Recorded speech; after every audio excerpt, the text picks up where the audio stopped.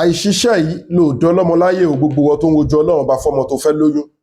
bí ìsìnìlá ìtàlá pẹ̀lú ìyọ̀ǹda ọlọ́run gẹ́ẹ̀tì ẹ̀rù àwọn ká tí ò lámọ kó pọ̀ dá sínú odó bá mi gẹ́ẹ̀tì egbò igi ìpín àti egbò ìnábìrì bá mi gẹ́ẹ̀tì ìyẹ́ kọ́nàkọ́nà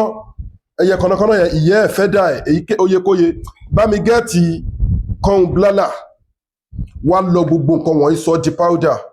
ògì ọlọ́kà bàbà ló máa fi lo ṣíbí kan láàárọ̀ ṣíbí kan lálẹ́ tó bá ń ṣe nǹkan oṣù ẹ lọ́wọ́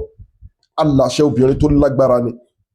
fi fídíò ìránṣẹ́ kò dẹ̀ fi nǹkan tó lágbára sákàtà àwọn aláìní kò dẹ̀ farabalẹ̀ gbọ́ fídíò ìdílé láti gbọ́ májẹ̀mú ẹ̀ síwájú kó tó ṣiṣẹ́ yìí àbí tó bá ṣiṣẹ́ ìtàn nǹkan tó lágbára sákàtà àwọn aláìní charity account 2044237680 2044237680 First Bank of Nigeria Global Dahiratu Dhikrlahi Islamic Organization gbogbo àwọn tó pé kéèsì wọn ti gbẹnu tán láti dọlọ́mọ láyé wọ́n ti ń gbìyànjú ẹ̀ oríṣiríṣi ìpèníjà ló ń yọjú bọ́n ṣe ń pàkan nìkan ń rú láti lè dé ọlọ́mọ láyé ẹ wá lọ fún full package wa ẹni tó ní fibroid ni ẹni tó ní yeast ni PCOS ni ovarian cyst ni fibroid ni infertility ni hyprolactin ni pelvic inflammatory disease oríṣiríṣi àwọn nǹkan gbogbo àwọn nǹkan tí ò ń jẹ́ kóbìnrin kan sí fún wọ́n jókòó sínú womb ẹ̀ wọ́n jókòó sínú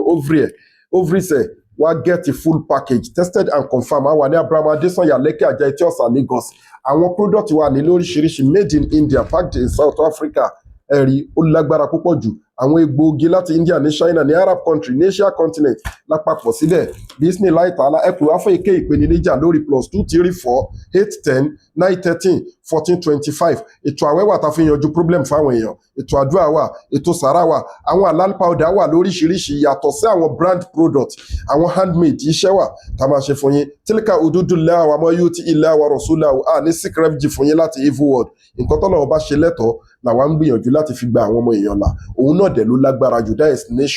natural ọlọ́run àgbàdo ẹnì kan gbọ́ yín customers wà ẹ̀rì bá ti ṣe ẹ̀rọ náà gbégbá lẹ́ẹ̀kan sí àwa ní Abraham Adesanya Lekki Ajah Etí Ọ̀sà Lagos kò síbi tẹ́wà tá a ti lè deliver fún yín customer ló máa sanwó delivery all over the world we're using best logistics in the whole world DHL ọlọ́run àgbàdo àwa gbogbo ẹ̀yin tẹ̀dẹ̀ wà láyìíká náà à ń lo GIG àti DHL náà láti deliver fún local ọlọ́run àgbàdo àwa inna l-izzata lillahi jami'a gbogbo agbára ọlọ́run bá lóní ìwọ tó bá wojú ọlọ́run bá fọmọ tó mọ̀ pé kéèsì ẹ ó sì wà ó ti yẹ yín